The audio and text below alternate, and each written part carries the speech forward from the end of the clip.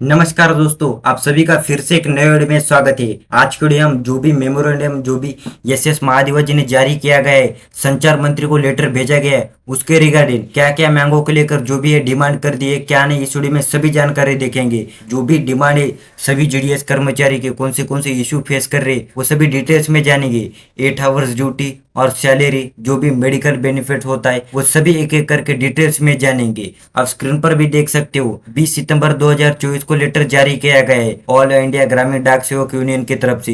जो ज्योतिरादित्य सिंधिया जो भी मिनिस्ट्री ऑफ कम्युनिकेशन के मिनिस्ट्री है उनके लिए लेटर भेजा गया है। जो भी जीडीएस इशू सब्जेक्ट भी देख सकते हो, इशू रिलेटेड टू ग्रामीण डाक सेवक ऑफ डिपार्टमेंट ऑफ पोस्ट, जो भी इशू फेस कर रहे ग्रामीण डाक सेवक यानी कि जीडीएस, उनके रिलेटेड ये अपडेट है दोस्तों। रिस्पेक्टेड सर, 2.73 लाख ग्रामीण डाक सेवक है वह सभी ये इशू फेस कर रहे उसके रिगार्डिंग है। और रिकॉग्नाइज ऑफ जीडीएस वर्क, जो भी पीएम मोदी की जो भी मीटिंग होती है मन की बात, उसमें भी जीडीएस की तारीफ की गई थी। जीडीएस में उसके रिलेटेड ही उन्होंने एक इशू फेस किया गया है। देख सकते हो रियलिटी और प्रिसेप्शन, यानी कि जो भी रियलिटी है क्या नहीं जीडीएस की। अकोमोडेशन एंड एक्सपेंशन, जो भी बीओ के लिए 500 रुपये रेंट आता है उससे काम नहीं चलता, जो भी डिपार्टमेंट है उनको ज्यादा आता है, ऐसे ही मांग कर रहे हैं। यहाँ पर देख सकते हो सबसे पहले यही मांगे जो भी इशू फेस कर रहे 500 रुपये रेंट, पर उसमें कोई भी नहीं होता 500 रुपये से, वही सबसे पहले यही मांगे। जो भी हाउस रेंट आता है वो 500 रुपये मिलता है जीडीएस के लिए। फिर आता है अगला जो भी पॉइंट है ट्रैवल एंड डिलीवरी कॉस्ट, जो भी ट्रैवल होता है यानी कि अर्बन एरियाज में जो भी ट्रैवल करते हैं जीडीएस, जो भी लेटर बांटते हैं या डिलीवर की कॉस्ट होती है वो भी बहुत ज़्यादा महंगी होती है, पर उनके लिए 180 रुपये खाली देते हैं, पर वो 180 रुपये से कोई भी नहीं होता, ये एक मांग है। और मेडिकल कंपेंसेशन, जो भी मेडिकल कंपेंसेशन है वो कोई भी नहीं है दोस्तों, जीडीएस के लिए कोई भी फोल्डर नहीं है, वो इसलिए सेपरेट फोल्डर सीजीएसएस फोल्डर लाने की बात कर रहे हैं। In eligible for BPL card, जो भी बीपीएल कार्ड होता है लो वेजेस का जीडीएस एम्प्लॉय, वो भी नहीं है दोस्तों।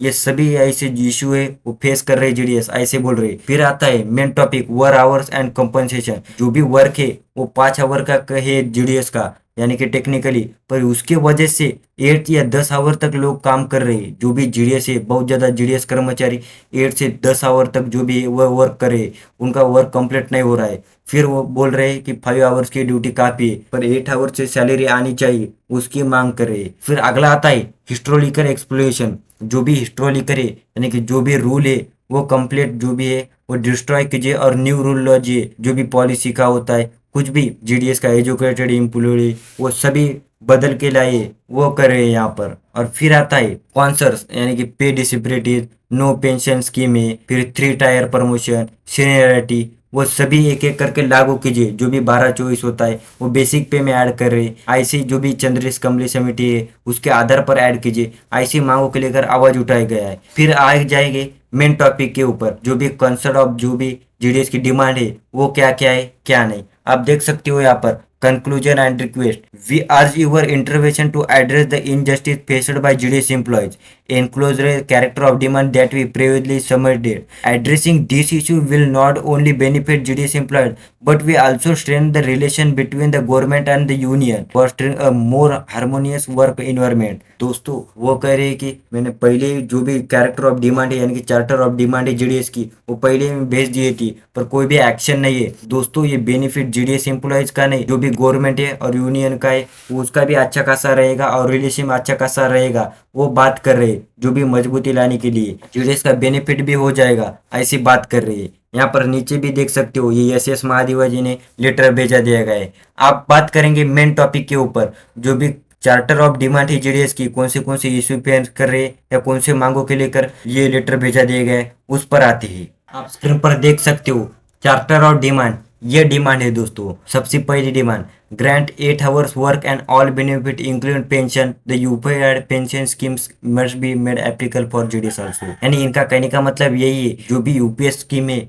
वो लागू कीजिए और 8 आवर के जो भी वर्क है वो ग्रांट दीजिए। अभी 5 आवर से चलता है वैसा 8 आवर का ग्रांट दीजिए इमीडिएटली, वो करे। फिर आता है implementation of all positive recommendation, जो भी कमलेश चंद्र कमेटी है उसके आधार में जो भी उन्होंने पॉइंट है कमलेश चंद्र आर्य कमेटी के अनुसार जो भी है वो सभी लागू कीजिए। जो भी टीआरसी होता है यानी कि बेसिक पे जो भी इंक्रीज होना चाहिए वो, और जो भी इंक्रीमेंट लगता है सीनियर का वो सभी, और जो भी टाइम बाउंड फाइनेंशियल अपग्रेडेशन होती है। फिर न्यू आता है जो भी 12, 24, 36 होता है उन सभी के लिए टीआरसी में या डीए में जो भी है वो दीजिए, पर बेसिक पे में ऐड कीजिए 12, 24, 36 का जो भी इंक्रीमेंट है वो मांग करे। फिर आता है ग्रुप इंश्योरेंस का जो भी 5 लाख का होता है, फिर ग्रेजुएटी अप टू 5 लाख कीजिए। ऐसे सभी जो भी है पॉइंट, मेन पॉइंट वहाँ पर डिस्कस हुए और मांगों के लेकर आवाज उठाया गया है। फिर जो भी मेडिकल फैसिलिटी होती है जीडीएस के लिए और उनके फैमिली मेंबर के, वो लागू कीजिए। जो भी डिपार्टमेंट में होता है वो लागू कीजिए, ऐसी बात करें।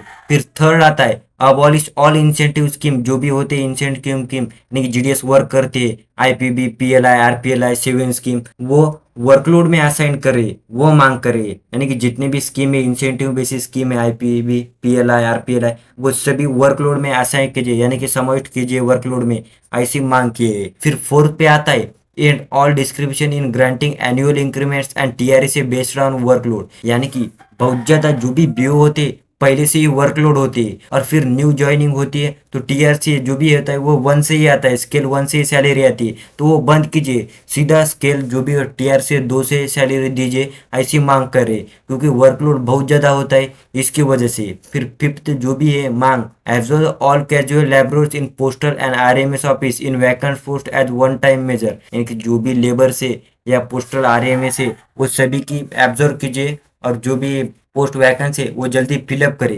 किस ऑल फॉर्म्स ऑफ हैरेसमेंट यानी कि harassment faced by GDS including business targets और compulsion them to use own mobile device against their willingness और capacity to follow social media platform like Facebook and Instagram. दोस्तों ये बहुत ही important point है 6 number का, क्योंकि टारगेट के नाम से जो भी हरासमेंट हो रही है जीडीएस की, जो भी टारगेट आ रहा है वो कम कीजिए और जो भी उनका मोबाइल यूज करके सोशल मीडिया पे एक्टिव रहिए, ऐसा बातचीत कर रहे हैं। पर वो बहुत ज्यादा अभ्यर्थी को नहीं जमता, फिर भी उनके ऊपर प्रेशर आ रहा है, यह मांग जरूर उन्होंने अप्लाई कीजिए, ऐसे मांग कीजिए, या जो भी जीडीएस का टारगेट है वो बंद कीजिए, ऐसी मांग कर रहे हैं। फिर 7 नंबर पे आता है vacate all sort of victimization after 12 दिसंबर 2023 तारीख, यानी कि जो भी 12 दिसंबर 2023 को स्ट्राइक होया गया था जीडीएस का, तो उनके जो भी एक्शन लिए गए जनरल सेक्रेटरी ने या जो भी सर्कल के सेक्रेटरी उनका स्ट्राइक में जो भी एक्शन लिया है वो पीछे लीजिए, ऐसा बोल रहे हैं। और जो भी अपोज है